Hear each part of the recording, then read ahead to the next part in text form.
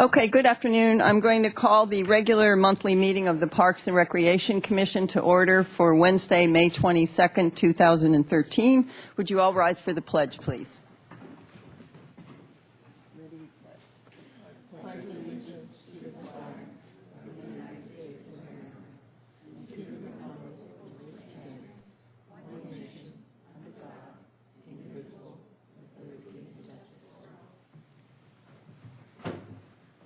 Thank you. Ms. McGill, would you call roll, please? Chair Wiscombe. Here. Alley. Here. K-Spear. Ferrara. Here. Gonzalez. Longstreet. Here. Trentacosti. Here. Interny. Great. Thanks, Ms. McGill. Okay, changes to the agenda. We're going to move the Youth Council report up before public comment because Ms. Yee has to leave to interview applicants for Youth Council. And are there any written communications, Ms. Reed? Actually, Chair Wiscombe, I had one additional change Okay. to the agenda. Mr. Alvarado has a 6 p.m. Neighborhood Advisory Committee meeting.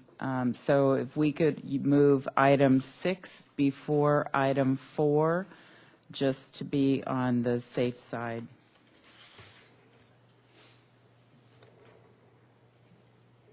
Okay, fine. And remind me, please, if I happen will. to forget. Okay, great. Okay, so we're going to move on with the Youth Council report. Ms. Yee? Thank you, Madam Chair. So a few weeks ago, the Youth Council held our first youth leadership conference that was with the ASBs from all the public schools and with PAL and Academy of Healing Arts and a bunch of those other groups. And we just had a bunch of youth leaders and we networked and came up with ideas on how to improve youth impact on our community. And I would like to thank the mayor, city council members, Nancy Rapp, Ms. Hannah, Dr. Cash, and other school district officials who came to our conference. And last Friday, the Youth Council attended the 12th Annual Youth Leadership Banquet. And we would like to give a great thanks to the Parks and Recreation Commission for that great awards banquet, and a special thank you for the award that I received. I was really, really moved and almost started crying, so thank you so much. And we would also like to congratulate Yvette Gill, who won the Youth Leadership of the Award, Youth Leader of the Year Award. She's our chair, and she's just such a great girl. And also, I have to run off because the Youth Council received 40 applicants for the Youth Council. And we have 10 openings, so we would like to thank all the applicants. And if June 10th comes and you still want to be a part of the Youth Council, we really beg you to join subcommittee meetings. And however, we do have 2 openings. We did not receive enough applicants for the private schools and alternative schools. So if you want to apply in December, that would be a great time. And our next meeting, we will be holding more interviews on June 3rd. And we're going to have an extra meeting on June 10th because we do have so many applicants and so many more things on our agenda. And at our last meeting, last Monday, on the 20th, the Youth Council voted to support the Parks and Rec Commission on the Bonnet Park improvement. We had a great presentation from Chair Wiscombe, and so we're excited for that. So thank you. Thank you very much for that.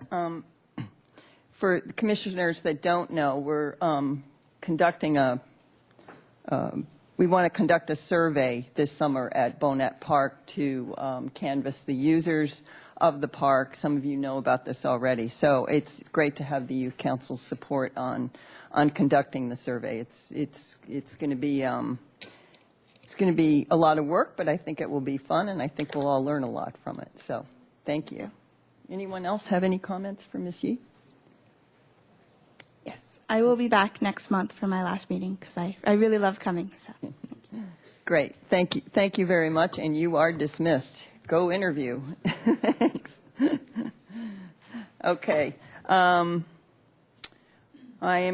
on to public comment now. Any member of the public may address the commission for up to 2 minutes on any subject within the jurisdiction of the commission that is not scheduled for a public discussion before the commission. The total amount of time for public comments is 15 minutes. We have one speaker slip so far, Mr. Gene Tyburn. If you could step up to the podium. Thank you. Welcome, Mr. Tyburn. Thank you for your volunteerism. Okay, I'll do this as fast as I can. I had no idea how despised and hated this commission is. And I only learned this by getting emails and phone calls and meeting people on the street and people stopping their car and walking back to me and saying things to me that were very unpleasant. But I figured I'd owe you their comments. I happen to be one of the luckiest guys in the world doing what I do, taking big, ungainly trees and making them beautiful, and I'm a blessed person to do it. And I find what's happening in this city is contrary to the public and contrary to my desire to make our city beautiful. And here are some of the comments that I've met with and heard email. You might as well talk to the Three Stooges than come out here and talk to you people. 2, do you see the trees in the city dying, pruned like Frankenstein, run amok, and these are how the city is pruning their trees for the most part. The city department is run for the benefit of the city, power-crazed bureaucrats just waiting for their pensions to kick in. They don't pay any attention to anything we say and dismiss us like garbage. 3, they won't answer any questions. They won't ask any questions because they know how stupid they will look. I'm not saying this, folks. This is what the public's saying. None of them must own a tree, as they just don't know how offensive it is to have a city official tell you how to prune your own tree on your own property. The city trees look like garbage, and they want to tell us how to prune our trees. What a joke. The tree department in Santa Barbara was once respected and admired under the care of Dan Condon. Whatever happened to him? Gene, you're wasting your time. These people only listen to the city arborist who has proven to be incompetent time after time again. I'm not saying this. This is what is being said to me. Mr. Tyburn, you are so naive. Don't you know that these laws were passed to extort money from the public to pay for pensions? Mr. Tyburn, you have no idea what you're up against. This is a fascist board, knows that the public are sheep and easily intimidated. So they have passed rules and regulations that are obscure, unmeasurable, and then sent Downey in as a enforcer to scare the hell out of them, just as he did to your clients. Mr. And made Tyburn, them- can you wrap it up, please? Yes, I will. Thank you. And made them sit on the sidewalk to demonstrate how he wanted their tree pruned on their property. And if you want to get out of the citation, he gets to humiliate you. I did this not for myself, but the public is really outraged about what is going on, and I hope somehow you people can get that information out to the powers that be. So far, what's her name? Nancy's, Jill Zachary said they're working on a revision of these rules and regulations, and I certainly hope they do, because the public is really angry. But they're frightened, too, because they don't want to even come in here. Okay. Thank you. Thank you, Mr. Tyburn. Appreciate your comments. Okay, is Ms. Rapp, is Mr. Ortiz here? Oh, okay, great. Okay, so we'll move on to community service. Yeah. Oh, Is here. oh, great. Hi. Okay. Okay. Mr. Ortiz, Director of Workplace Development at United Way. United Way of Santa Barbara County. Welcome. Thank you.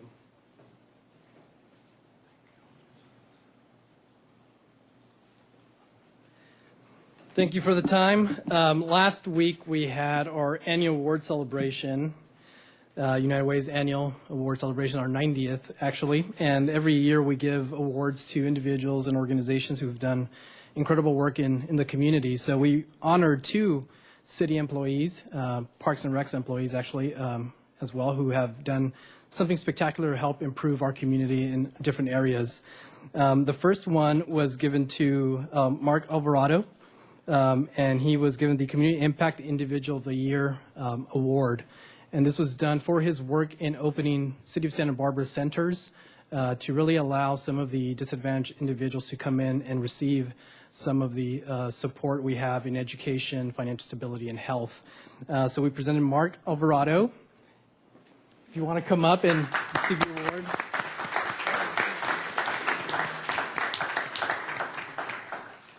And again, it just allows us to continue a lot of the work we do in our community. If we don't have the centers, it's sometimes impossible to gain some of the participants to come out and feel comfortable in a different area.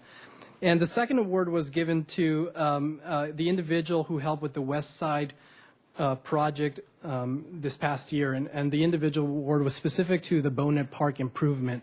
There's been a lot of individuals, organizations that have been working together to improve that park on the west side. And Santos Escobar was selected by a group. And I do want to mention that both of these categories had multiple individuals who were nominated. These 2 individuals were selected as the winners for their work.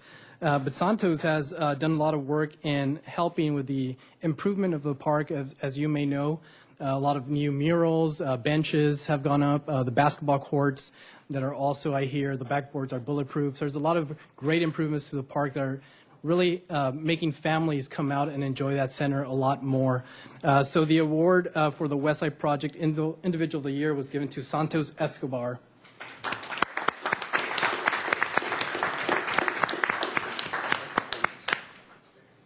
And we just want to say thank you for all the work you do in helping move forward with positive improvement in our community.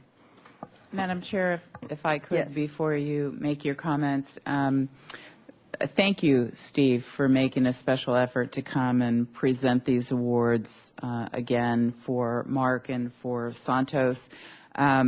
We have really appreciated our partnership with United Way, and I do want to mention that your own Chair Wiscombe was also nominated for the West Side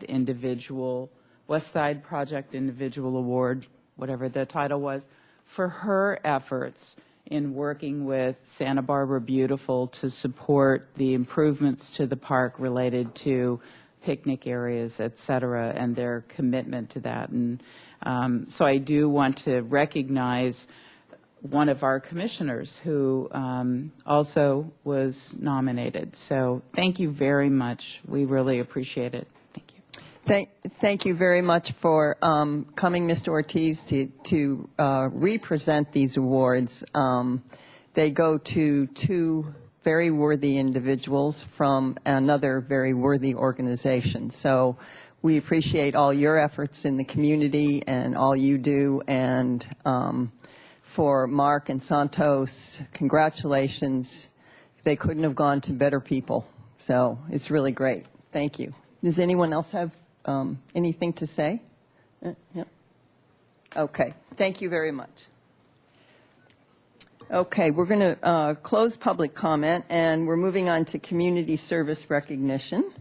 And Anita Ho. oh, there she is. She's sitting here. Where is she? She's Sitting here and ready. Anita? You need a telephone book for that chair. I do. Good evening, Commissioners. For the past 4 years, the Neighborhood and Outreach Services has provided a culinary arts program for junior and senior high school students. The attending students come from El Puente, La Cuesta, San Marcos High School, Santa Barbara High School, and Bishop Diego. During the comprehensive 16-week program, we make sure there's a community service component in the curriculum. Over the last few years, they served a full dinner for disabled adults, for about 100 disabled adults, and that meant peeling about 60 pounds of potatoes. Very interesting. They provided a VIP luncheon for sponsors and dignitaries, and provided food for their family at their very own graduation event. The group I'm introducing today did a spectacular job of providing food for a fundraiser for the Parks and Recreation Community Foundation. The reason this is so special is because it's a pay it forward event. They help raise funds for the 2014 culinary arts class, so they're taking care of the next class coming up. And they also help provide scholarships for the children for the summer camp. Chef Ernie Price, who leads the Franklin Center, and I are very happy that they are receiving a certificate of recognition today. So the students, and I believe they're all here. We have Alex Ortiz. Okay, now go over. Okay. You're, I could find yours. I think I'm going to do it this way. So if I might, Chair Wiscombe, so that we can do this all at the same time, I'd like to introduce the Park Foundation board member, Bruce Stevens, who is here. Right. And at the same time that we're doing the certificates for the youth, we have a little expression of appreciation from the Park Foundation. Ernie Price, our chef Ernie Price. And Pilar Broussard. Ruben Labrianco. Here's Ruben. Jesus Loza. Jesus. Ruben. Angelica Luis Juan.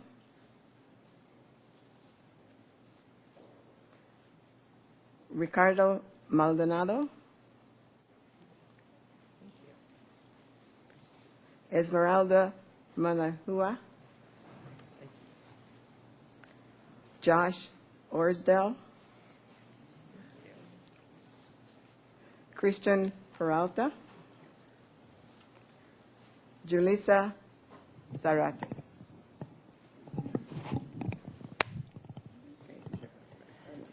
Okay, what you have here is on behalf of the City of Santa Barbara Parks and Recreation Department and the Parks and Recreation Commission is a certificate of appreciation for what you did for the Park Foundation event. It was absolutely fabulous. And Mr. Bruce Stevens handed out, who's on the board of the Park Foundation, handed out a little extra special gift for all of you, for all your hard work. You prepared the food for 2 days. You had already graduated, so it wasn't as though you really had to do this, but you really did pay it forward, because it's really going to help with next year's program. And everyone I talked to at the event said the food was fabulous. I thought the food was fabulous. You guys did an unbelievable job. And there were 250 people there, and that was a huge group for you to prepare food for. So we thank you so much from the bottom of our heart. It was a huge success, and you really helped make it a huge success. So I'd like to thank you, and I think Bruce probably wants to say a few words. Yes, on behalf of the Park Foundation Board, in your assistance at the Urban Wine Trail event that we had. As Leslie said, we really appreciate your time and effort that you put into that event and making it really successful, that you can now help pay it forward to next year's students, which is really great. And I have to echo what Leslie said, that everybody I talked to just raved about the food and how great the service was. So thank you on behalf of the Park Foundation Board.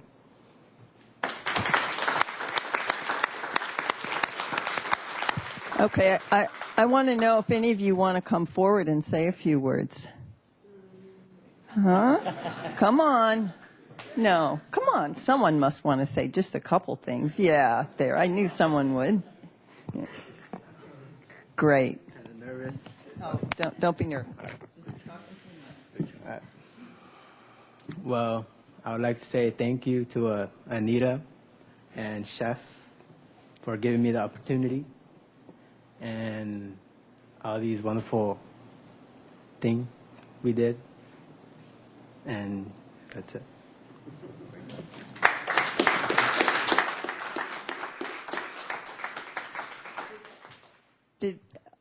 Does Chef Price want to say a few words? Well, you sort of said what I wanted to make a point of saying is that these guys had already graduated.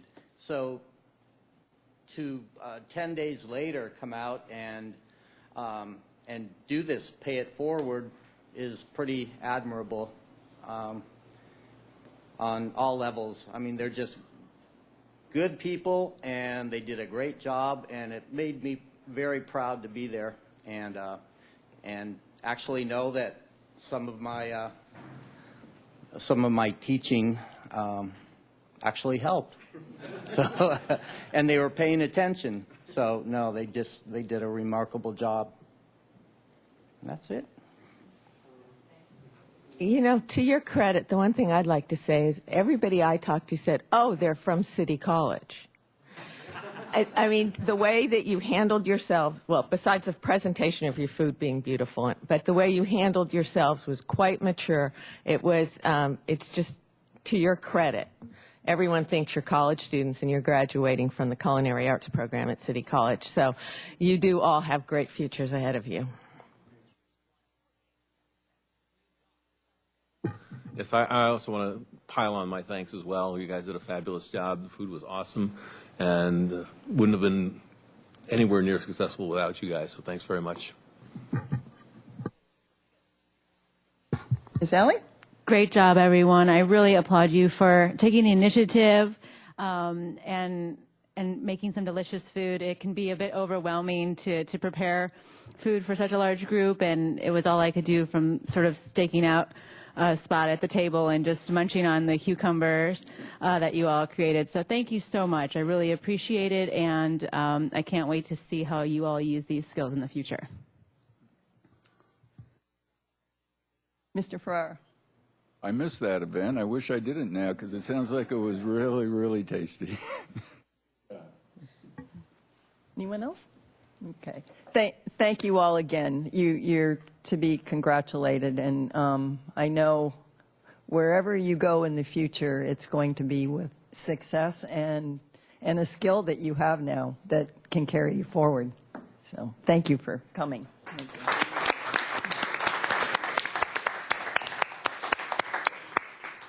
And, you know, one more thing, Chair Wiscombe, is Anita Ho. I think Anita retired. Didn't I hear that a few years ago? And she just has so much to give to our community, and I appreciate all that she does give back every day. I think we should give Anita a big round of applause, too.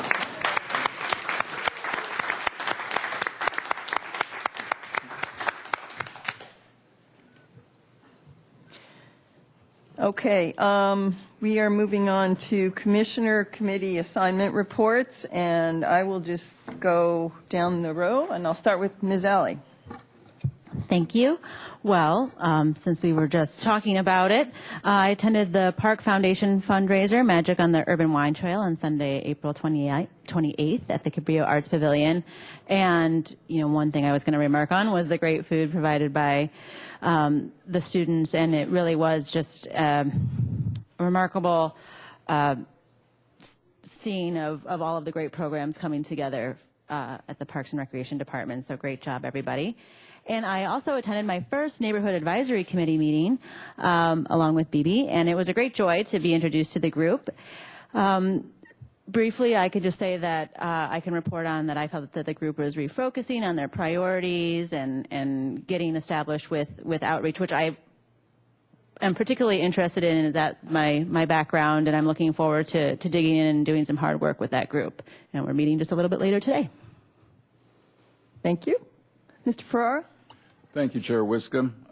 Although I was ill that night and couldn't go to the Creeks Advisory Committee, I do have a report, though, because it's on television. And on Wednesday, May 15th, the Creeks Advisory Committee met to receive an update on the 2012 Southern Coastal Santa Barbara Creeks Bioassessment Program report. And in addition, they received a status report regarding the State Water Resources Control Board National Pollutant Discharge Elimination System General Permit. Wow, I got that out. City of Santa Barbara Stormwater Management Program and the Stormwater Ordinance, and the latter was an action item. And as to the second item for action, the committee received a presentation regarding new requirements from the State Water Resources Control Board. In February 2013, the State Water Board made significant changes to the state's stormwater standards, program structure, and reporting requirements that affect all municipalities governed by the general permit within the state. And after careful consideration of the issues pertaining to the new requirements under the general permit and the city's Creeks Division exemption request and response, the Creeks Advisory Committee moved to recommend that the City Council approve a stormwater ordinance consistent with the existing stormwater program and in compliance with the new general permit.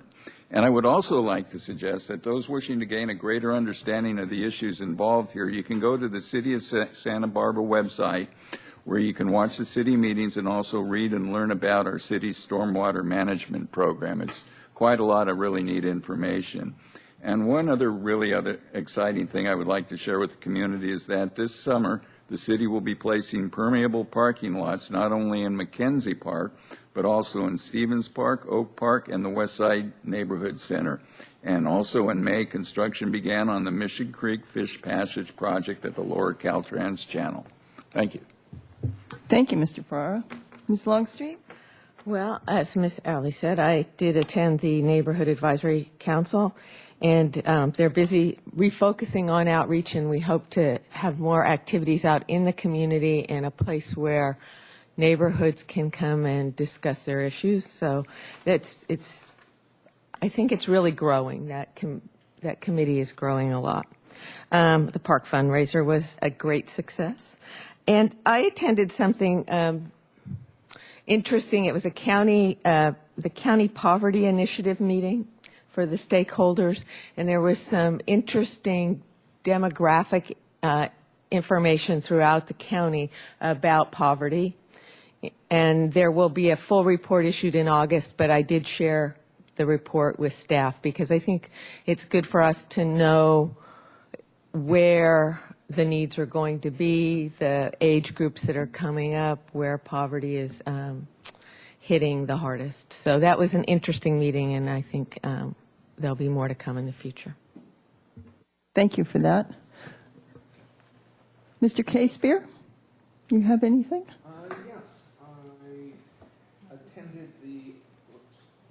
Yes, I attended the Arts and Crafts Advisory Committee, and they have a new newsletter covering the Santa Barbara Arts and Crafts Show, which occurs every Sunday down on Cabrillo Boulevard. And there's a lot of information in this newsletter, new exhibitors, and how you can join the show. There are spaces available, and I just might mention that you can call Jason Bryan at 897-2519. He's the coordinator for the Arts and Crafts Show, and we are looking for new exhibitors.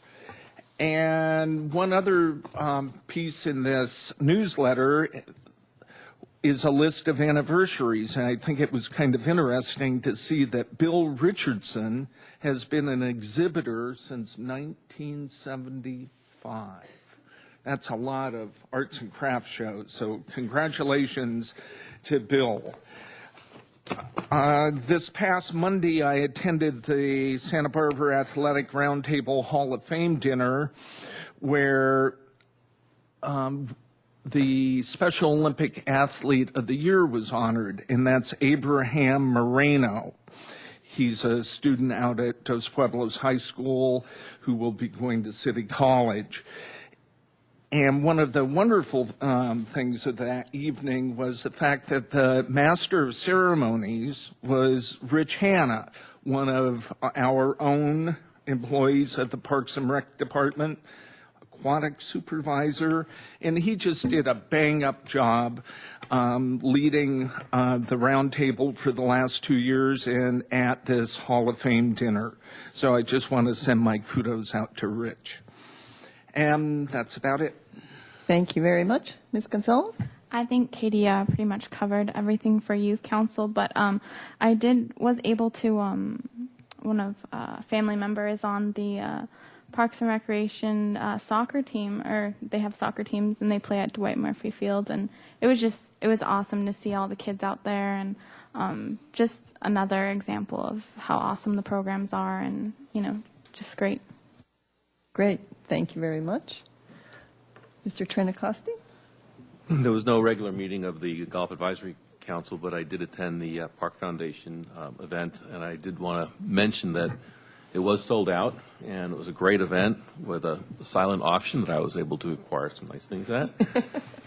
Food and wine and a magician and all that, and still be able to contribute to a good cause. I think it was a fabulous event, and it's going to be probably sold out real early next year, so get your tickets early. Thank you very much for that. Okay. Yeah, I also went to the Park Foundation fundraiser. BB and I actually did quite a bit of work wrapping baskets the day before, so some of those things that you bought, but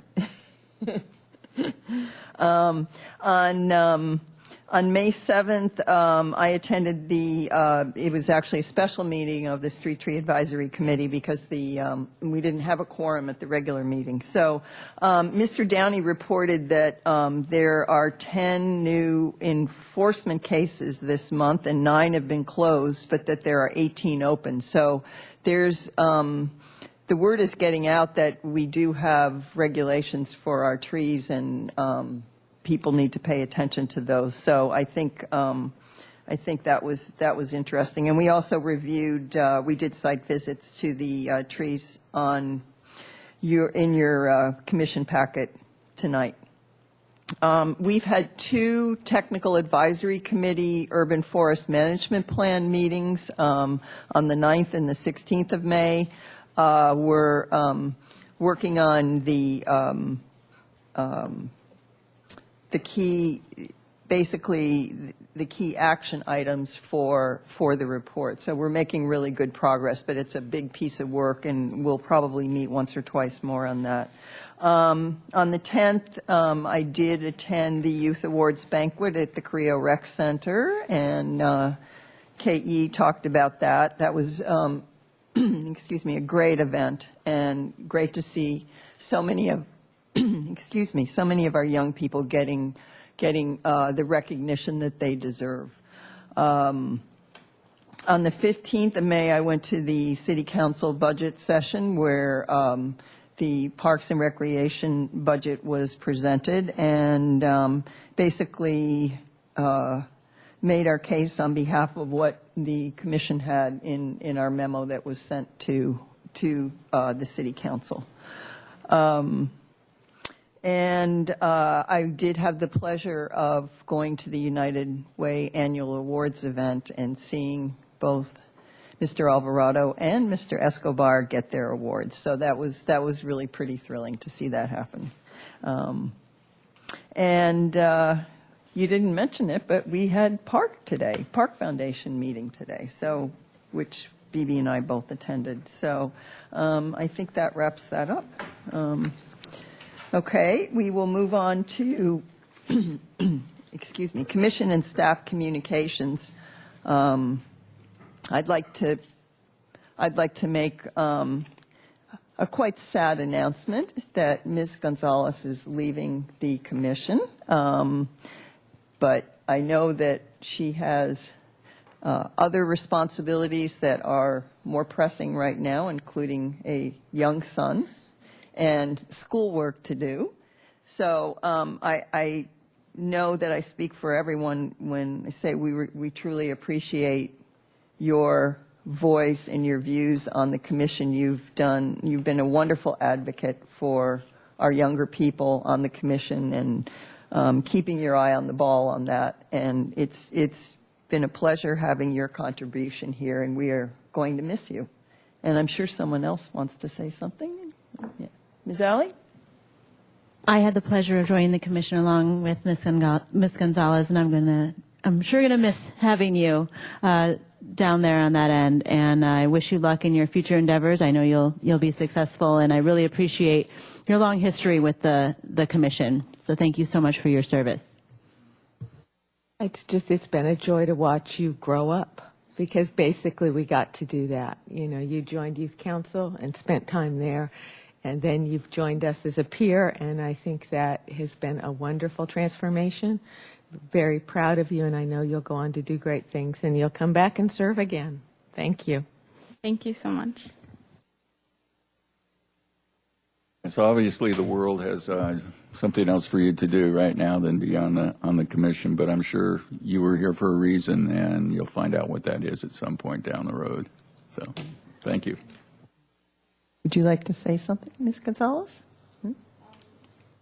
Well, I'd just like to thank all of you for just welcoming me on to the commission, and it was a very hard decision, but I know that it's best for me and my family right now, and I will definitely be back in some form, whether on the commission or in public comment, and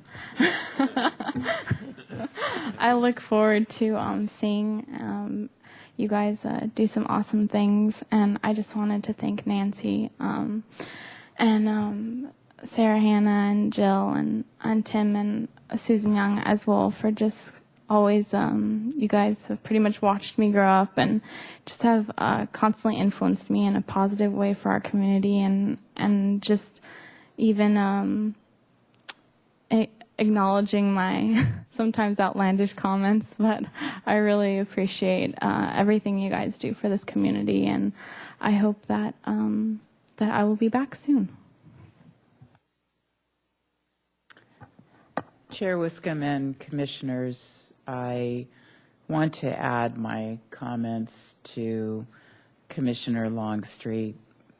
Having observed you grow into your strong leadership role with the Youth Council, starting as a young woman who was unsure of herself and growing into the young woman who stood up in front of the commission and especially city council and fought hard for a teen center in this town against the establishment.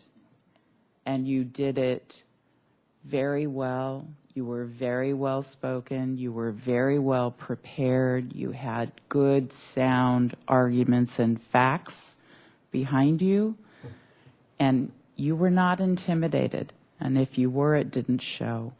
And to be able to, and then you went off to college and life, and to be able to recruit you back to serve on the commission in this way was such a validation of a lot of the work that we do with the youth of this community. And I thank you for being a role model for them. And thank you for that. And I also expect to see you back on this dais when you have time in your life for prioritizing giving back to your community in this way. And I have no doubts that you will continue to give back to your community in other ways until then. So thank you and best of luck. Could we all give her a nice big hand? Yeah.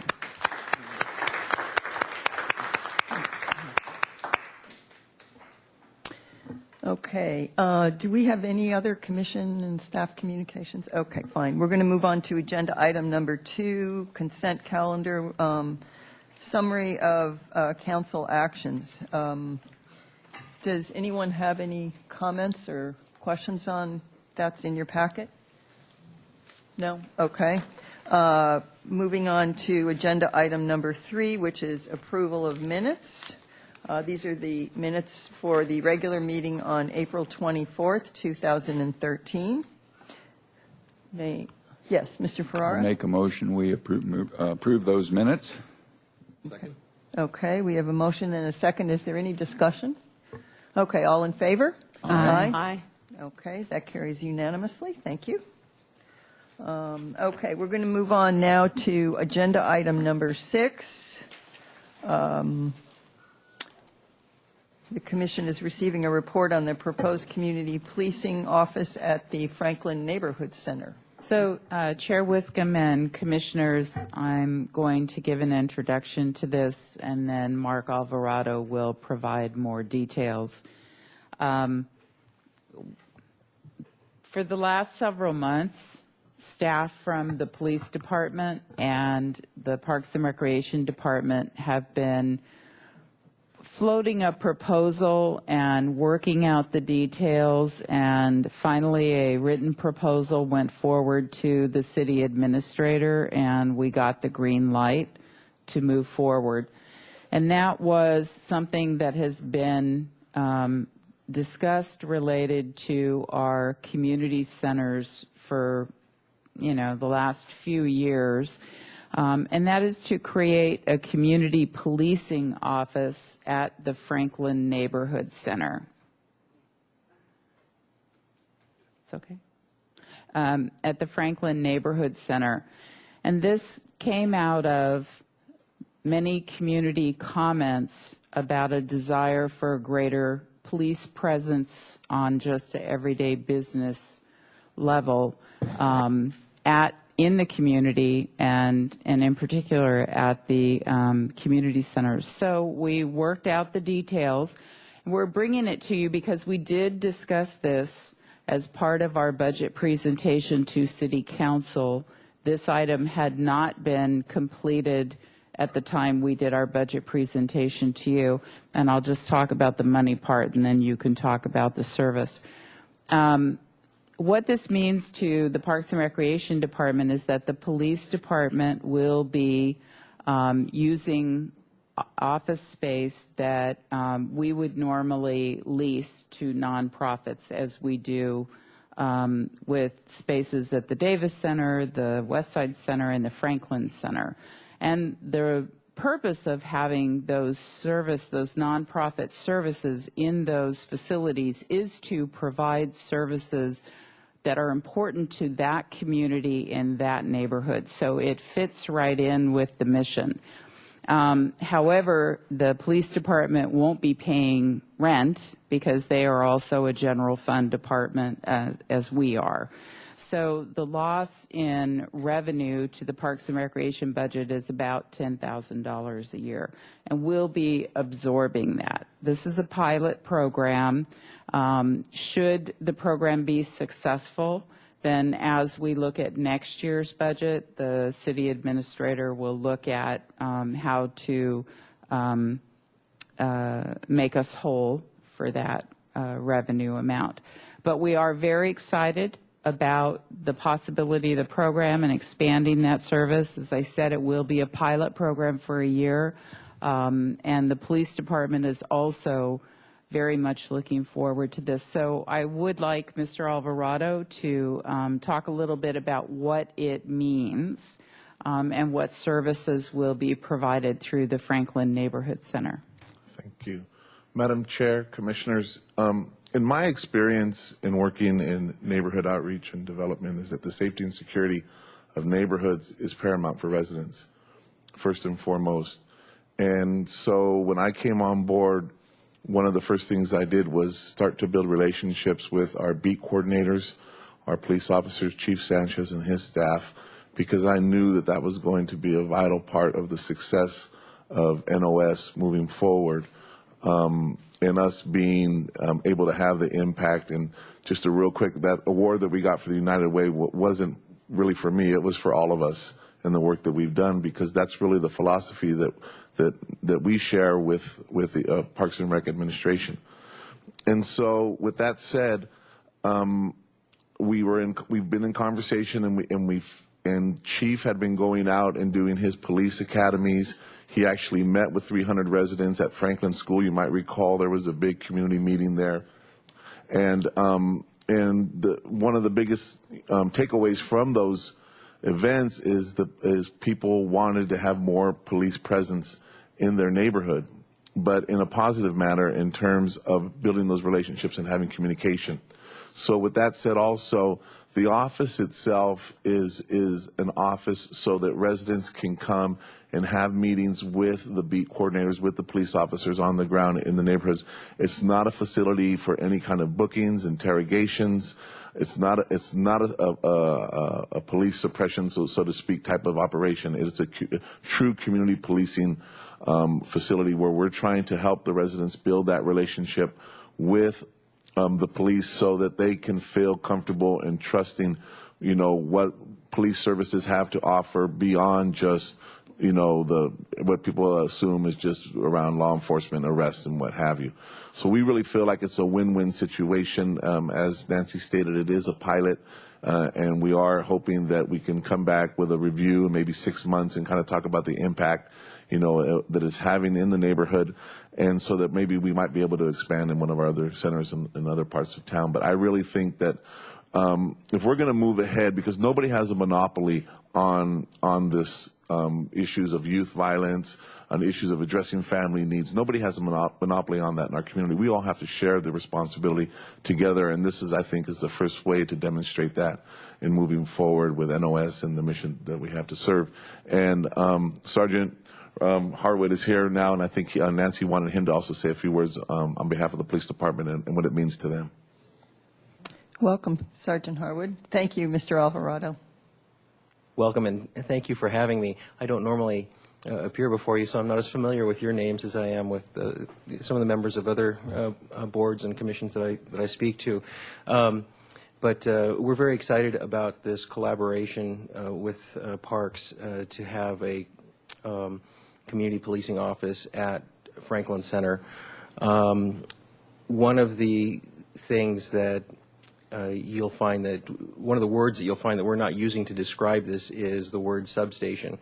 And we felt that that really didn't characterize what we're going for, and also perhaps implied a level of police service that, frankly, we were not prepared to provide at this location. I know that sometimes, at least to us at the police department, we hear people from the various parts of the community asking for substations at different locations, and that's really not what this is.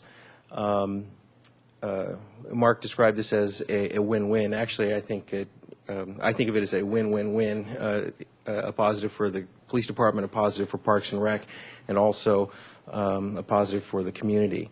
From the police department standpoint, we're always looking for ways to connect, particularly with the Latino community.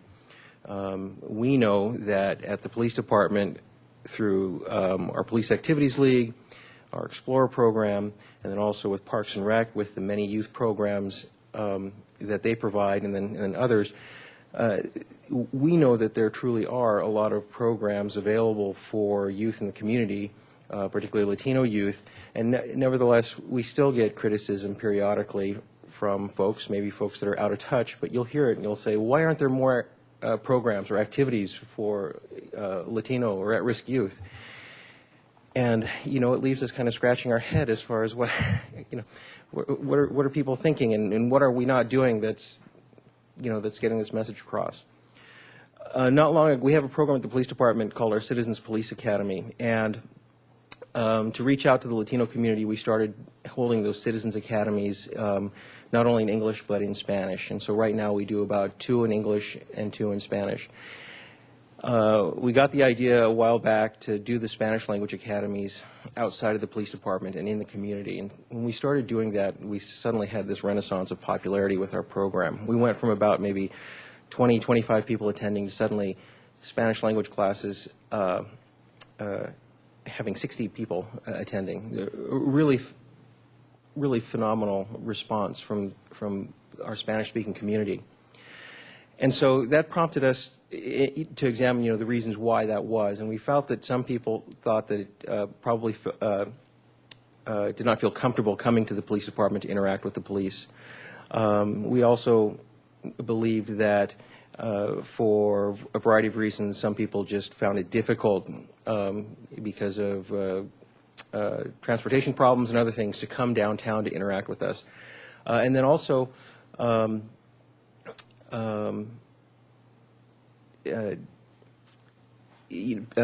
people just seemed more comfortable dealing with us and interacting with us more casually within the community as opposed to at the police department.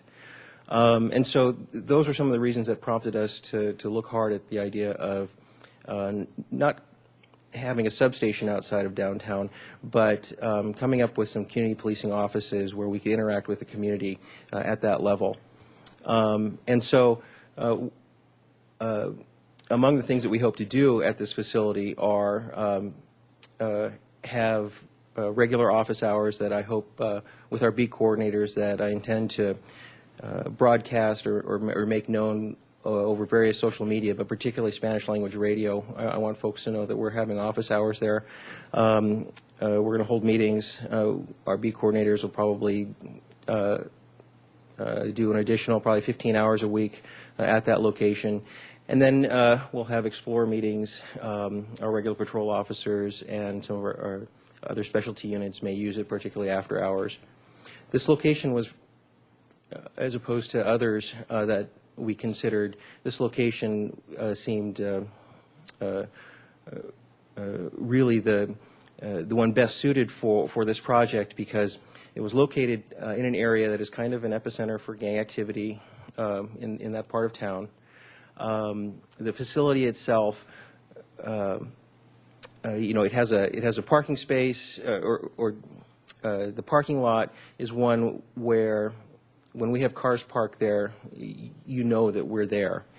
For example, we looked at other locations, and while the facilities were fine with regard to being able to set up the workstations and do what we needed to do and have meetings, from the outside walking by, you couldn't tell if we were actually there or not.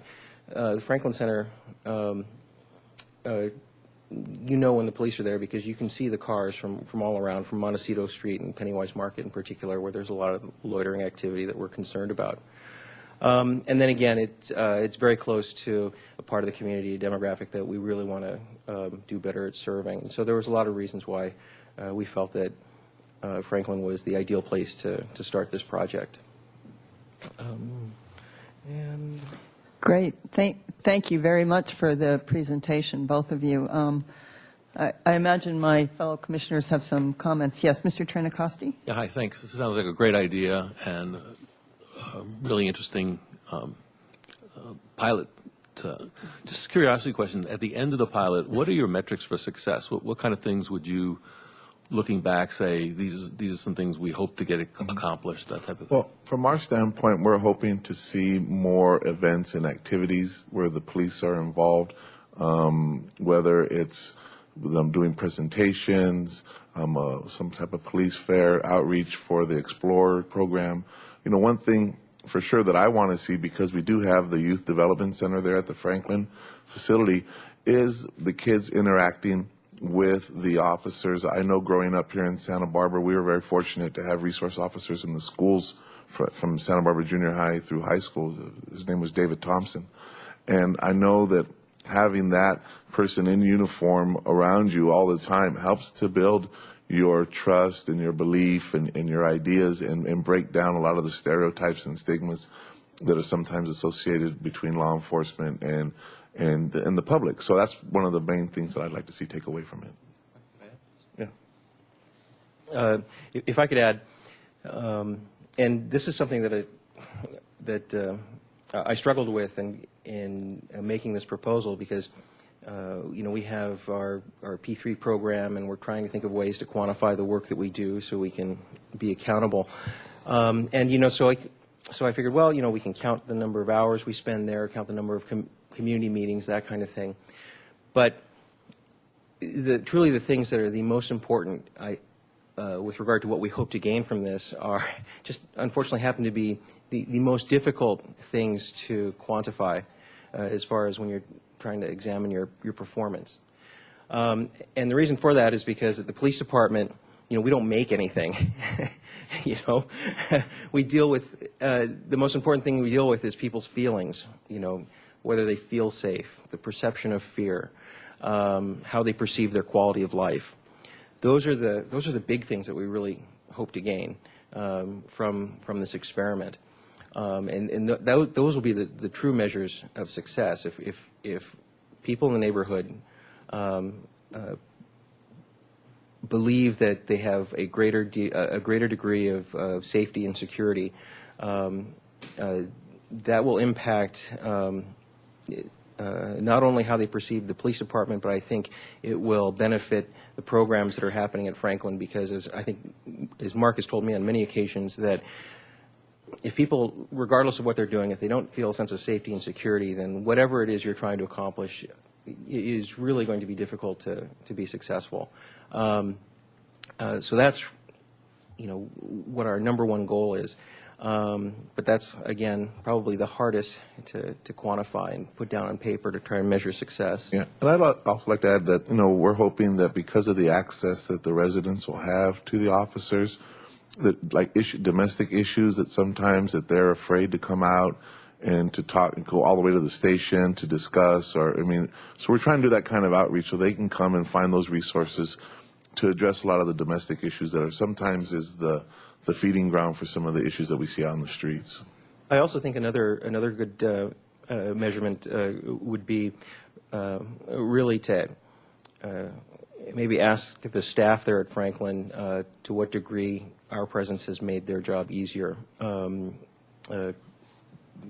I believe that on many occasions, depending on the programs that they're undertaking, they deal with some difficult clientele, and simply the presence of having the police there hopefully will make that job easier. Additionally, I think we could do a better job of with our relationship with staff there at Franklin to make sure that we're all on the same page and working toward the same goals with regard to our various programs and what we hope to achieve in the community. So those probably 6 months, a year from now, might be good questions to ask. Thanks. Mr. Farrar. Yes, thank you for sharing that. I think it's a good idea. I think it can be a very, very positive experience. I have a couple questions, and I think one thing we can conduct after 6 months or a year is a resident survey. The city could put that together, and we can get feedback from the community itself on what they think of the idea. I think it's going to be a good place for residents to, I hope they feel comfortable coming in and talking to the officers, because they're going to know that there's people on the outside watching them go in there. Okay, so that's one thing we have to be cognizant of. And I know you mentioned it's not going to be a substation, but we're going to have beat coordinators there and meetings. And so just for clarification, what does that mean? Are you going to have field meetings where the officers go out from there into the community on their beats, or how? I know there's going to have to be communication there too, communication equipment and what have you. So to what degree is it going to have substation things going on but not be a substation? Yes, that's a good question. Our intent is to advertise regular office hours so people in the community know that they're there and that we'll be there at a particular time, so we could interact with them.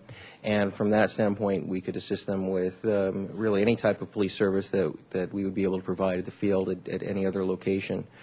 On top of that, what our hope is to achieve is to maintain a physical presence, and then subsequently from that presence will increase the feeling of safety and security in that surrounding community, and hopefully augment what Parks and Rec is doing there.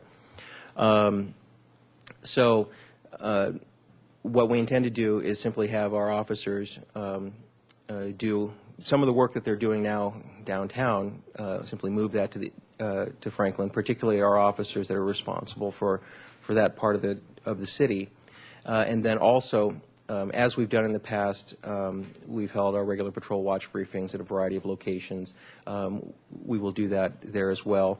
And then we have specialty units that have the need to go contact people and have meetings with people, and they can do that as well. And I know I'll extend that invitation to folks, our partners at the probation department, because they regularly meet with people. And I understand what you're saying, that yes, people will see us, potentially could be seen interacting with us at Franklin Center, but that still might be a better alternative than having them being seen interacting with us, say, in their apartment complex or something like that. So hopefully that location will be a positive thing as well. I'd just like to add real quick is also that I was contacted by one of the NAC members who asked because it was already published in the paper through the budget process. And so that was something that we were looking forward to putting together, maybe a 6-month, assessment of some kind of survey, doing some kind of review, talking to the residents. Is this having an impact? How are you feeling about it? So we're in line with that.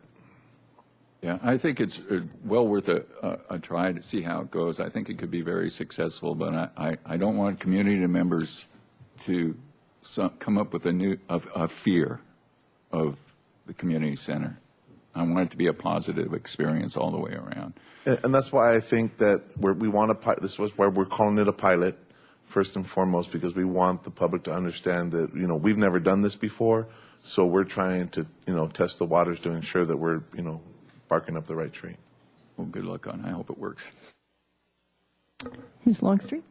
And it's been interesting to watch in the media recently because the East Side has taken the brunt of a lot of violence. And, it's, over the years, it does periodically move around, depending on who's where. But it will be interesting to see if this helps, if we see the violence moving to other areas. It'll be interesting to just track what happens when this becomes a real thing. I know probably 20 years ago we asked for it when things were hot on the West Side, and we ended up with the bike patrol, which was wonderful, and I'd love to see us get that back too. So, it's, to me, it's getting the officers out of their cars and into the community that's the most important aspect of it, and just meeting people on that level, because usually they're running from call to call and they don't have time to interact in a relaxed way with people. They're doing the job we've hired them to do, but it doesn't build relationships. So I hope this will build relationships with the community. And I'll be interested when you come back in 6 months and give us a report to look at where it's gone citywide, if we've seen any increases in any other areas, and sort of what type of issues you find the officers dealing with. So that would be of interest to me. Ms. Alley? Thank you very much for the presentation. I really appreciated it, and have and really been excited about reading about this program. I am a resident of the East Side and landed there as I was looking for my home in Santa Barbara, and I really value the vibrant and safe neighborhood that we have the potential to live in. And I really think that this is a great way to sort of be proactive in your reactions. And I hope that this sparks I was even talking to the NAC, a neighborhood watch, and I want to encourage residents to come and visit the officers and not be afraid that they themselves are going to be vilified or in trouble for something. But when it comes to even noise issues within the community, safety issues, I think that this is a really, really positive move into making it that vibrant neighborhood where people feel safe connecting with their neighbors and walking down the streets to school, to shop, what have you. So really am excited to see how the program grows and to visit the officers during their office hours on my own. Thank you. One thing that's interesting about this process is that the police officers that are in place already have positive relationships in the community. And so they're already like ambassadors for safety and security in our neighborhoods. And so we're just kind of maybe not necessarily legitimizing that, but we're just kind of maybe creating that hub for them to continue to do that work and expand on that work. Great. Thank you. Ms. Gonzalez? Thank you so much for coming and sharing with us. This is very exciting. I've lived on the East Side for 24 years, my entire life, and I think that this is a very much needed part of the community and the neighborhood. I do have a couple questions. Will there be nightly hours, or is it just during the daytime? Because I know that for me, I work 9-hour shifts, so I'm not really home during the day. But for most of us in the community we don't get home, and the problems don't start till maybe after 9. So will there be some sort of nighttime representative or patrol? My hope is that we will have a presence there after hours. That was one of the important things that I felt. I wanted people standing there on Montecito Street to look at what otherwise would be a closed facility, yet see 1 or 2 police cars in the parking lot there at 9 o'clock at night, 10 o'clock at night. And yes, so there will be, I do anticipate having a police presence there after normal business hours, because what we intend to do with this office space is have 2 workstations with PCs connected to the police department. So the officers could be doing their report writing and normal activities that they would otherwise be doing either from the computers in their cars or at the downtown police station. And then with regard to office hours in the evening, we'll see.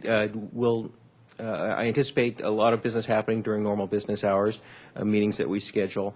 But like with Coffee with a Cop and some other programs, we get feedback from the community, and we adjust and schedule community meetings to meet the needs of the community. So I do anticipate maybe early evening types of activities where we could attract a lot of people after work hours, but not too late. Thank you so much. Mr. Casebeer. I would like to echo Mark's comments about reaching out to the youth of our community and how important it is to, at a very early age, that they establish rapport with our police officers. Back in March at the annual Easter egg hunt at Parque de los Niños, we had 2 uniformed police officers there, and they opened up their police car, all the doors. The kids were in and out, sitting in the back seat, in the front seat. They turned on the siren and the lights, and it was just like these kids just lit up. It was just, I think, besides the chocolate and the Easter eggs, that was really a good, positive experience that those kids had.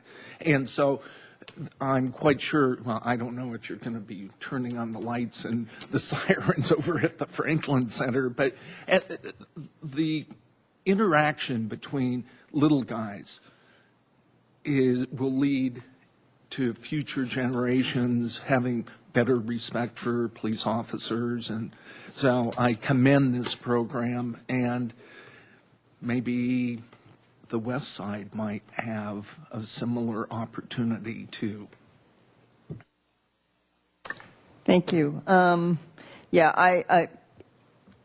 Casebeer said exactly what I was going to say, because I remember that Easter egg hunt. And, other than the candy, which was priority number 1, number 2 was those kids were all over those police cars. And you could see, you had talked about more police presence in a positive manner, and that was absolutely police presence in a positive manner. Those kids were just so excited, the lights and the sirens, and they had, a lot of them I think had a newfound respect for the police department and for our police on the beat, shall we say, our boots on the ground. So to me, this is $10,000 a year well spent.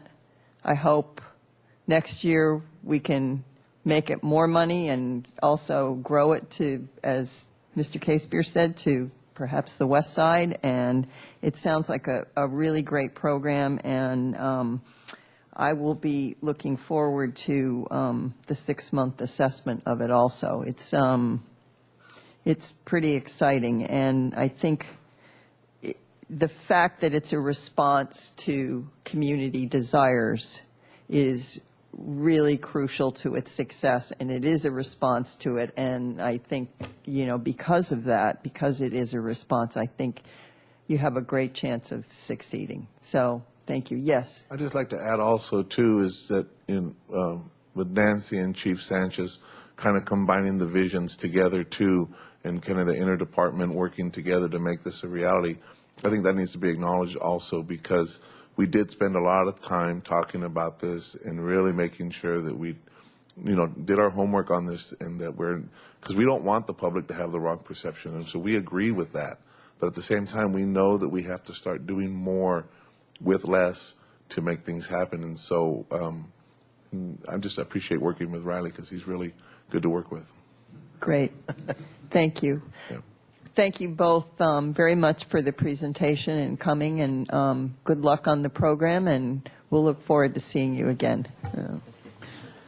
Madam Chair and Commissioners, I just want a couple of budget items that I wanted to just share with you.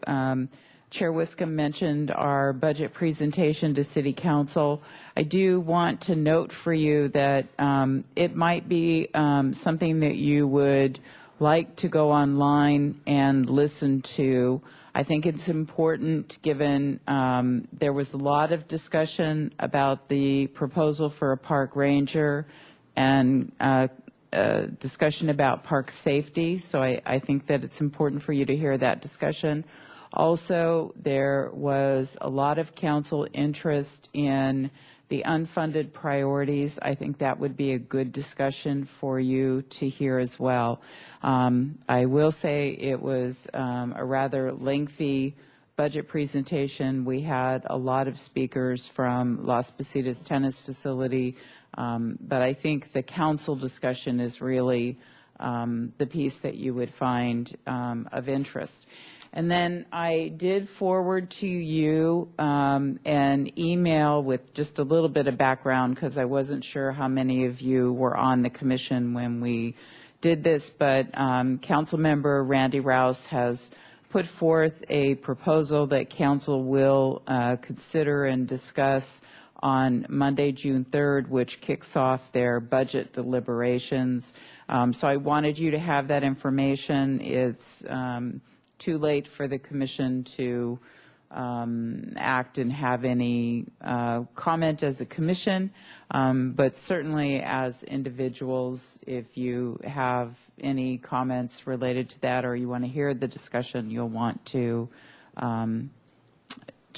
participate in that way. So those are the last two budget items that we have, and we can move back to item number 4. Can I ask a question? Yes, Ms. There was one other thing. I did watch the presentation.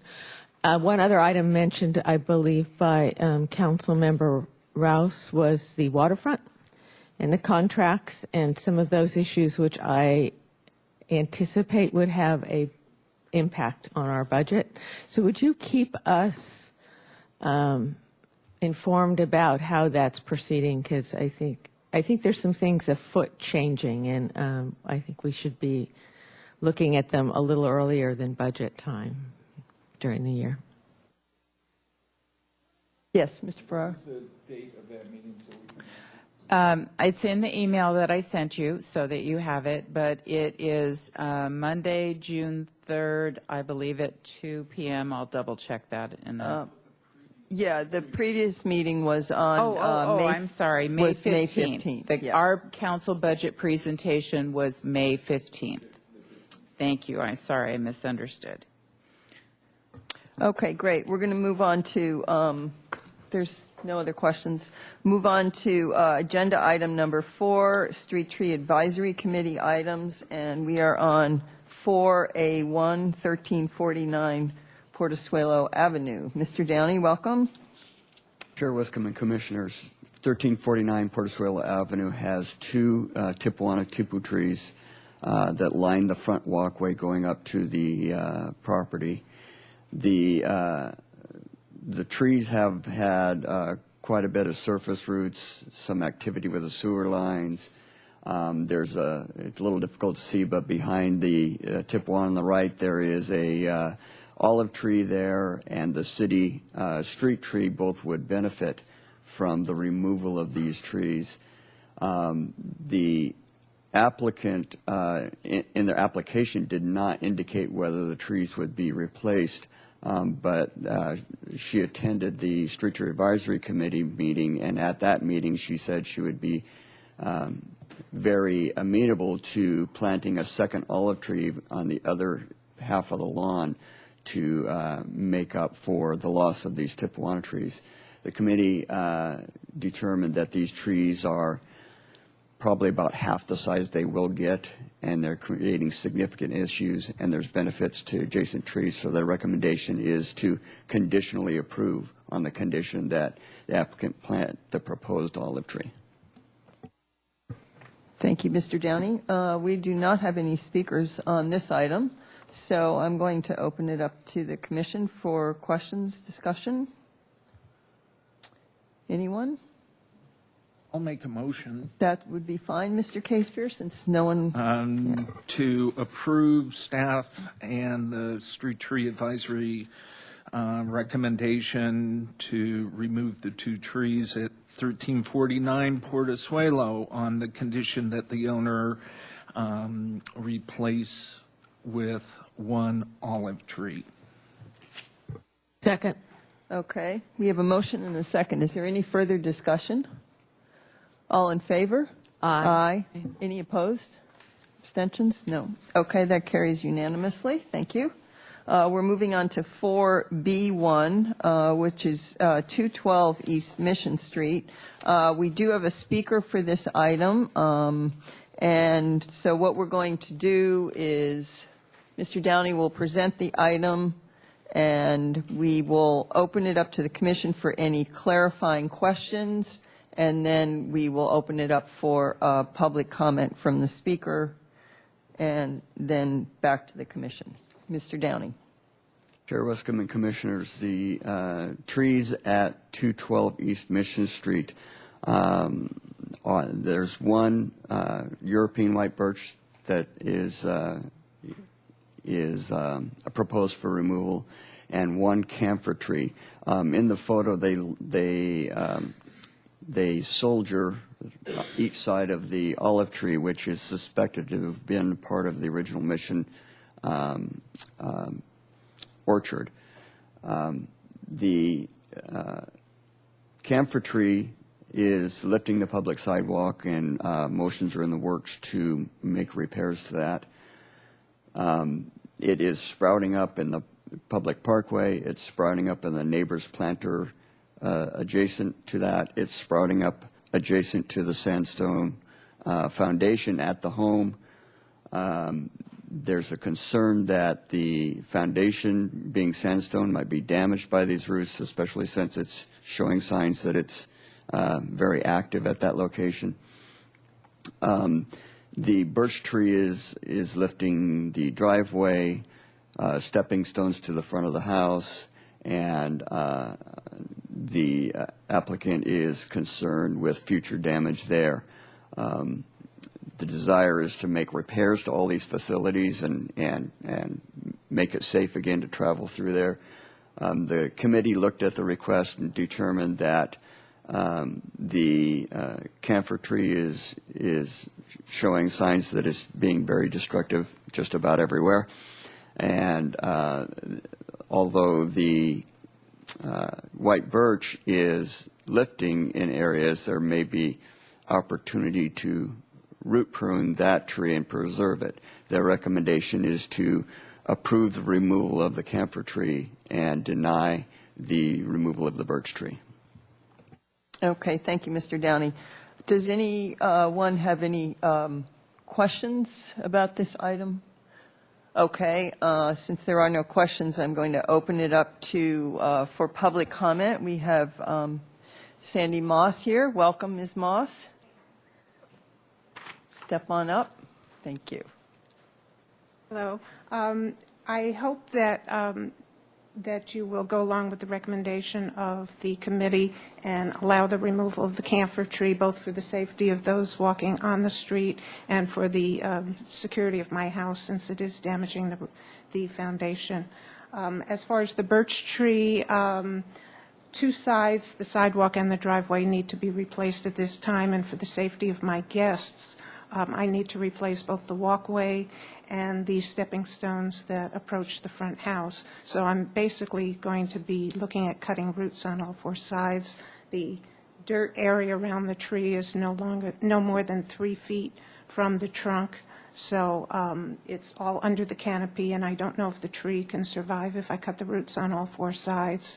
I am concerned about the walkway, the safety of my guests. So besides repairing this, it's sort of woken me up and made me think I need to replace my walkways as well. So I hope you'll reconsider the recommendation of the committee on that tree and allow me to remove that as well. Thank you.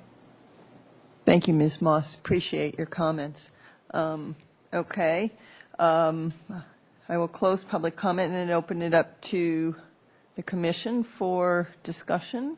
Ms. Longstreet? My question, I was out there yesterday, but I don't have a clear picture in my mind about what the plant, how large the planting space is that the birch is in. Chair Wiscombe and Commissioner Longstreet, the driveway is about 4 feet away from the trunk of the tree. The sidewalk is a similar distance. The other 2 sides have, I believe they're sandstone stepping stones that are loose in the ground. And they are about 4 to 5 feet away from the trunk of the tree, depending on, the distance. So we're looking at like a 10 by 10 area at tops that the trees have. Commissioner Longstreet, it's similar to that, 10, 12 feet by 12 feet, somewhere in that range, yes. And what is your professional opinion about root pruning on 4 sides? Due to the nature of the hardscapes around there and the stepping stones, the root pruning will not necessarily be a solid root pruning around all 4 sides. It will be piecemeal, especially on 2 of the sides. Really that becomes a determination about the safety of the tree at the time of construction. So if at the time of construction they have things opened up, I'll be happy to go out and assess the situation, make a determination about the safety of the tree at that time. But based on my experience, it appears as though it's a possibility that we may be able to save this tree. Thank you. Anyone else? Yes, Mr. Ferrara? Yeah, I have a question. I need it for clarification to help me make determinations. If the city wants to deny a removal of the tree and they suggest that you do some root pruning to see how that tree will behave in the future, and let's say a sidewalk is destroyed by that tree, which is a setback tree but is owned by the homeowner, who bears the cost of repairing that sidewalk? And especially after, let's say that the city denies the request and we deny the applicant being able to remove that tree, and we try to save the tree and take care of it by doing some root pruning first and see what happens. Let's say later on the sidewalk is destroyed or lifted again. Who bears that cost? And it's a justice issue for me here, and I have a little problem with it. If we tell a homeowner that they cannot remove a tree and then it creates more damage later on, I have a hard time with that. So if you could clarify that for me, please. Chair Wiscombe and Commissioner Ferrara, if there is damage to City of Santa Barbara infrastructure as a result of private responsibility, frequently the city will place the owners on notice to make those repairs at their expense. No decision that you make today is set in stone for the life of this tree. If circumstances change down the road, they certainly can reapply for the removal of this tree. So I don't know if that answers your question fully enough, but the committee felt strongly that we needed to give this tree a little more chance. It really doesn't answer my question. I think my question is, who would bear the brunt the second time of the cost? Commissioner Ferrara and commissioners, You're asking a hypothetical question, and typically these are decisions that are determined by risk management when someone files a claim. So it's not usually something that comes back to us. So it's a question to risk management. Part of this was discussed at the workshop that we did on forestry when we had the city attorney there and the risk manager present. What I would like to offer to you is if you would like to put your question in an email form, I'd be more than happy to forward that to risk management and then share that information with the commission. That's fair enough. Yeah, okay. Thank you. I think, you know, it's probably important to look at the present and maybe not the what ifs. Your question is a good one, but I think, as Mr. Downey said, we're making a decision based on today, and that decision isn't solidified in concrete for forever. It can change depending upon circumstances, but I understand your question, though, Mr. Ferrara, definitely. So, okay, any other discussion or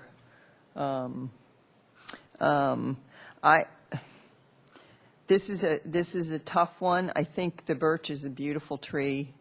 I would like to see. I would like to see that tree try. I would like to see you try to save that tree. I think it's worthy of investigation when the repairs are made on your property to look at the roots and have a professional determine if it can be pruned appropriately to satisfy you and to save that tree.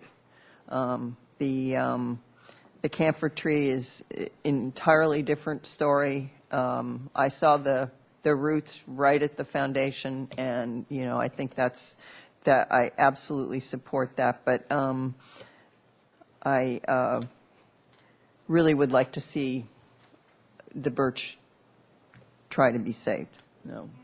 Chair Wiscombe and commissioners, I just would like to be clear.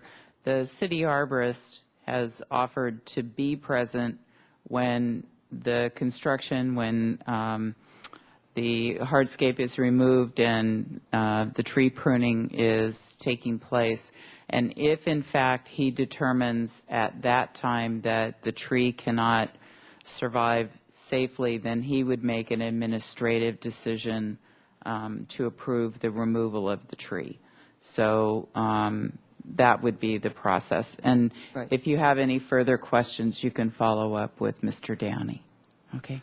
I'd like to make a motion. Yes, please. I would make a motion that we concur with the recommendation of the Street Tree Advisory Committee for the removal of the camphor tree at 212 East Mission Street, and that the homeowner be aware that the city arborist will be on site at construction to observe the safety of the birch tree. And make an administrative decision. Yes, okay, great. Do we have a second? I'll second. Okay, we have a motion and a second. Any further discussion? All in favor? Aye. Any opposed? Abstentions? No? Okay, that carries unanimously. Thank you very much. Okay, we're moving on to item 4C1, which is the 200 block of West Coda Street. Mr. Downey? Chair Wiscombe and Commissioners, the Commission reviewed at last month's meeting the Coda Bridge project. At the time the committee reviewed that proposal, they noted that the designated tree that would go as replacements for that project was Magnolia Little Gem. The parkway size was sufficient to allow for trees that provide greater canopy than the Magnolia Little Gem. They requested that we review the designated species. They again went out to site and looked at opportunities out there. They determined that Magnolia Samuel Summer would be consistent with the one or two little gems that are in that block, and yet provide greater canopy, and that there was a presence of the pink flame trees on the block that they didn't want to lose track of. Their recommendation is to replace the designation of the Magnolia Little Gem with Magnolia Samuel Summer and pink flame tree. Thank you. Okay, we don't have any public comment. I'll open it up for discussion or a motion. I move we concur with the Street Tree Advisory Committee recommendation for species change in the 200 block of West Coda. I second. Those trees. Ms. Alley, did you second that? I second that. Okay. Any further discussion? All in favor? Aye. Okay, that carries unanimously. Okay, we're moving on to the 200 block of West Cannon Perdido Street. Mr. Downey? Chair Wiscombe and Commissioners, the 200 block of West Cannon Perdido Street also had a project come to us for the Historic Landmark Commission is reviewing a project adjacent to one of the properties here. They had noted that there are several of the African fern pines in this block, and yet the designated tree was the evergreen pear. They thought that it would accent the property to add another African fern pine in front of that project because there's an empty space to plant a tree. So at their request, we reviewed the designation. The Street Tree Advisory Committee went out to the site, determined the parkways are of sufficient size to support the African fern pine, and their recommendation is to add it as co-designated for the 200 block of West Cannon Perdido Street. Thank you very much. No public comments, so I'll open it up to the commission for discussion or a motion. Anyone want to? Make a motion? Sure. That we approve the decision by the Street Tree Advisory Committee to add the African fern pine to the 200 block of West Cannon Perdido Street. I'll second. Okay. We have a motion and we have a second. Any other discussion? All in favor? Aye. Aye. Any opposed? Okay, that carries unanimously. Thank you, Mr. Downey. Okay, we're going to move on to agenda item number 5, sports play and active recreation for kids, AKA SPARK. Madam Chair and Commissioners, this report is on our after-school programs, and we have 2 of our youth activities staff here to make the presentation, Terry Brown and Bill Bettinger. Good Welcome, evening. both of you. Chair Wiscombe and Parks and Recreation Commissioners. It's a pleasure. Let's see. The Parks and Recreation Department, in partnership with the school district, has always written its own curriculum, meaning myself or staff or hourly staff would collaborate and come up with what we felt was appropriate for our after-school programs at the 10 elementary schools, AOK and RAP sites. Come to find out that there was a better way to meet the needs of the students in the after-school programs. And Spark was actually brought to our attention 2 years ago when we started what was called Power Play 60 in our summer fun programs, which was a research-based summer program where students were getting 60 minutes per day of exercise, which we had a club and we implemented it. Well, the school district requested that the Parks and Recreation Department do a little bit more research on Spark. So we did, and you can see that we were hoping that, you know, our curriculum, as good as we thought it was, could be improved upon. So come to find out that in RAP and AOK, the research-based curriculum is since 1989, where nationally Spark was kind of formed by a group of professional PE teachers. And they wanted to design it so it's more gender friendly. They wanted to have it more accessible to all. They kind of wanted to get rid of a lot of the stigma of PE and have it, generally just more enjoyable and have kids participate more. So the Spark was what they call accredited. The Spark curriculum was accredited by this group of professionals. And we asked that a trainer from the Spark program actually help us kind of determine how we could make this fit into our RAP and our AOK after-school programs. So we sought funding from the school district, and the city stayed with their funding commitment. But the idea was to increase what we could provide in supplies and services to be able to add Spark to RAP and AOK. So what Spark is similar to Power Play 60. It's 60 minutes of physical activity. And in your packet, you can kind of see that the way the curriculum is designed is there's 5 minutes of this, 10 minutes of that, 20 minutes of this. And Bill's job is to kind of bundle that all together into these nice little packets. And if you could see from this notebook, Bill, will you hold up the notebook? There's 300 different choices.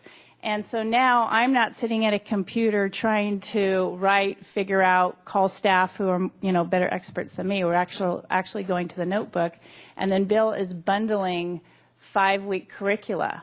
That's what you see there is one sample. And we can design something up to as many as 300. So this is, far more sustainable than anything that we could create. When we say it's highly repetitive, you can see from the curriculum that our trainer actually taught staff to respond to certain things. So, for example, if instead of saying, listen to me, blah, blah, blah, blah, staff were now saying things like, when I say go, very specific cues. And so when I say go, and then they would say ready, set, go. So staff had to actually be trained on making sure that the cues align with the curricula and every single child's receiving the same cues. So even if you have a lower ability level, you are, after several repetitive times, you got it. So it's really a curriculum that is designed for all. And it is so simple that we have found even our inclusion students are successful with it, which was also a big goal of ours. Staff training, we started in December of 2012, and we had all AOK, RAP, and even our after-school sports coaches participate in the training. And the initial staff training was conducted by one of our former Parks and Recreation staff, who is a PE teacher now down in Ventura and is Spark trained. So we were very, very fortunate. Her name is Deidre Cripps, so we just love her. And she's now our trainer. She's our consultant. If Bill has questions about something, he can call her. He might be putting a packet together, might have a need for her to even come up. She's made herself very, very accessible. One of the nice things is that staff don't really have to work on the fly. They can pull something from their notebook on a rainy day that still aligns with the state standard. They can take something into the classroom if the blacktop's being slurried. There's all kinds of options that we don't have to now think about. They're there and readily accessible. The goal, of course, is maximum participation. And the way the curriculum is lined up, a sample would be that the kids don't really even know they're necessarily getting their 60 minutes. A staff will say, okay, the balls are over, wherever the balls are.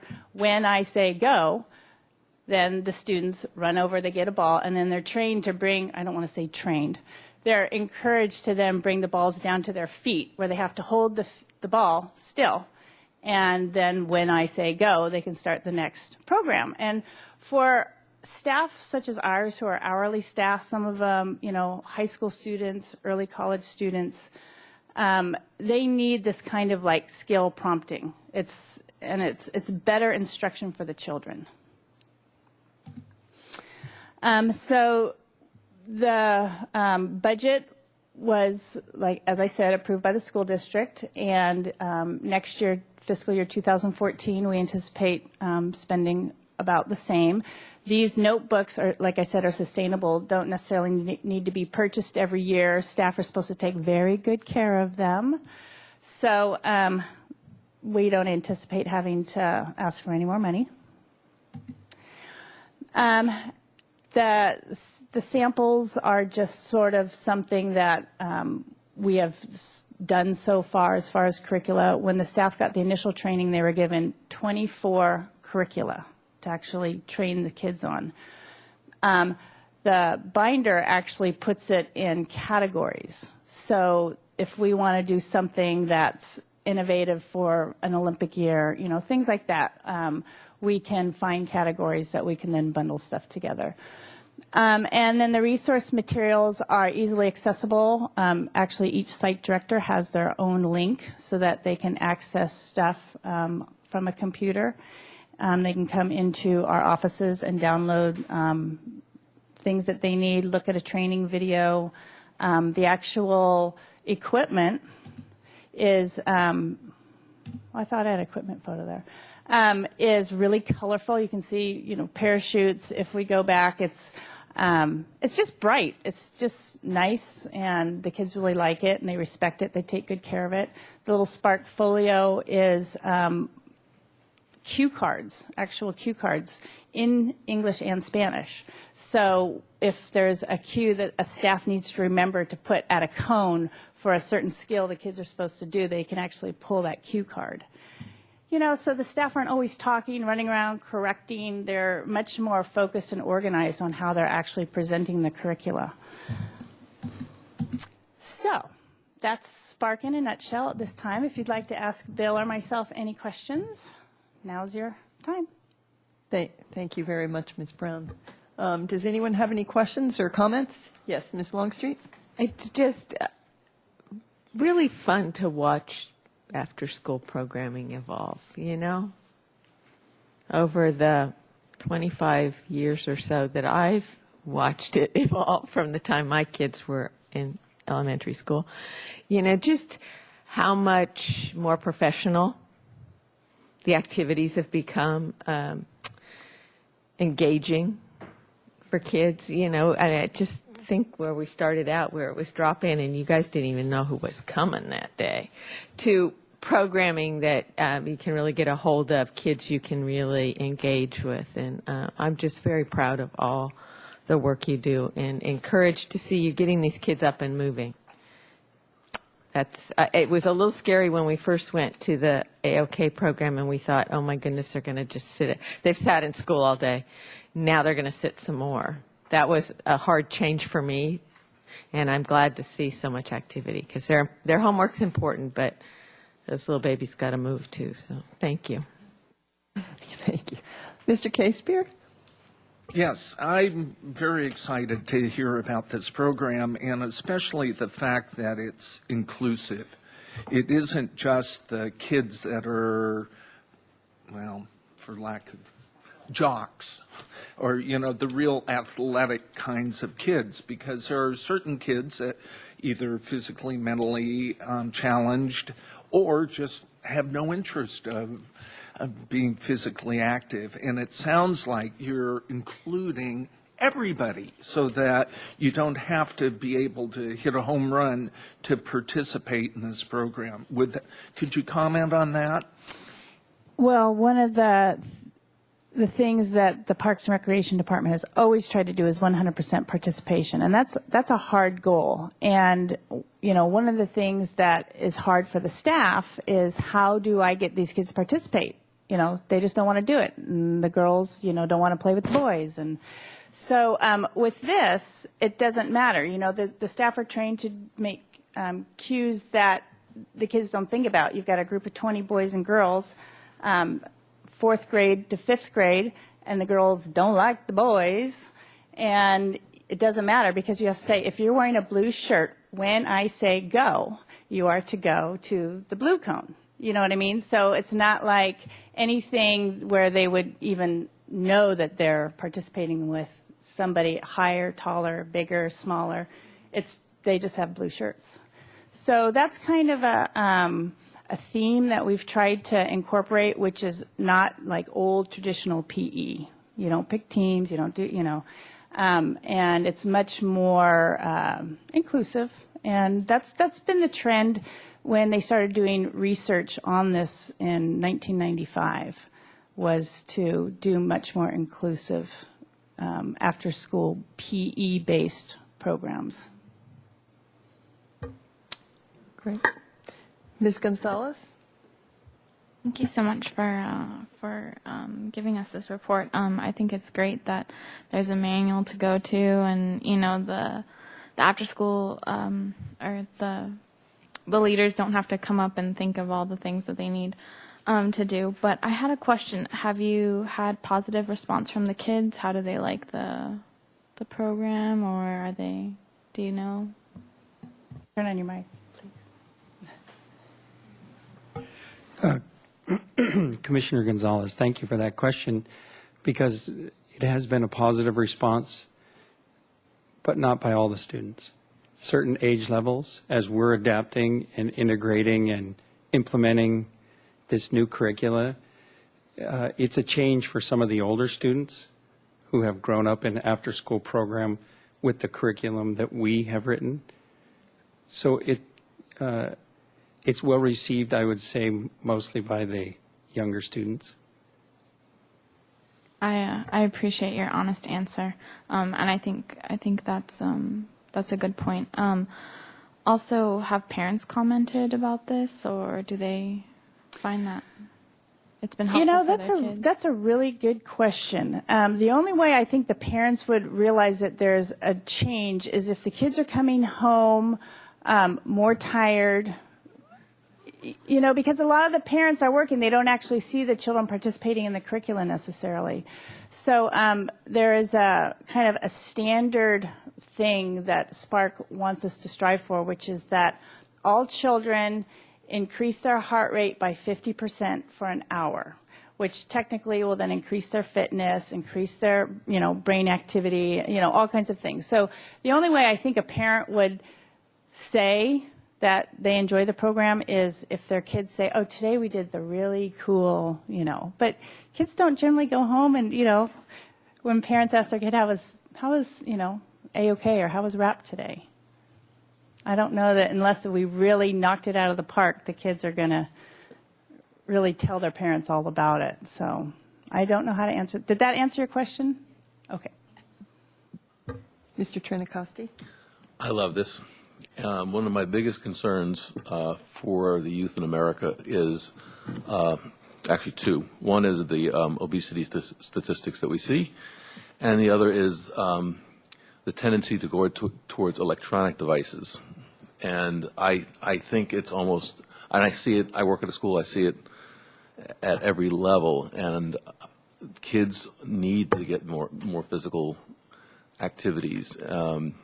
And I'm really concerned about these trends that we're seeing for kids, and getting them out and active is extremely important. So no matter what kind of feedback you have, keep at it. Yeah, Bill probably has a little bit better because he's out at the sites quite a bit more. And he would probably tell you, or you could tell him, that if they saw a staff who was talking too long, trying to explain something, they need more training, because that totally defeats the purpose of having these kids move for an hour while they're in our 1 hour curricula. So, we've tried to take that completely out and just give very, very short cues and keep them moving all the time. Yeah, I think keeping them involved and interested is very important. Yeah. Ms. Longstreet? Just to follow up on Ms. Gonzalez's question, I would wonder if you'd see a decline in disciplinary issues if they're engaged and a little more tired. Well, I always found it worked at school. We could charge extra, couldn't we? Anyone else? Ms. Alley?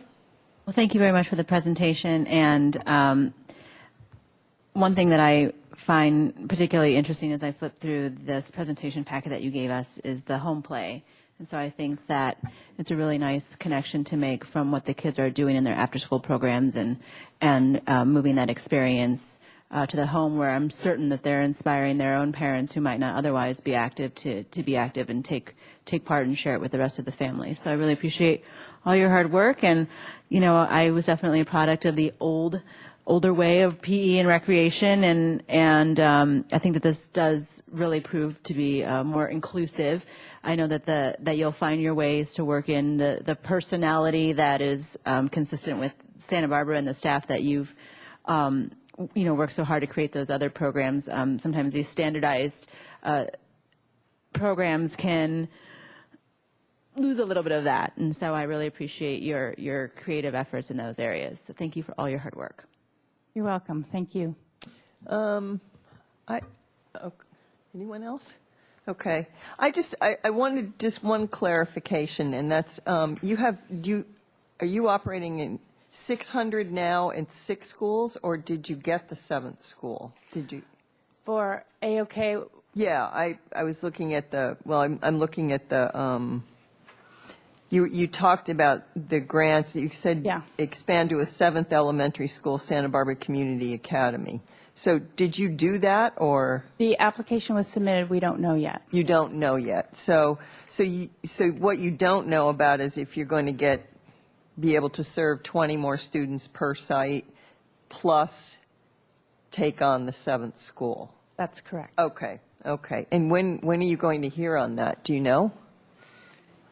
Anytime. Okay. I do hope you'll come and report back to the commission on what happened with that application. I wish you luck on it. I think this is great. I agree with Mr. Trentacosti.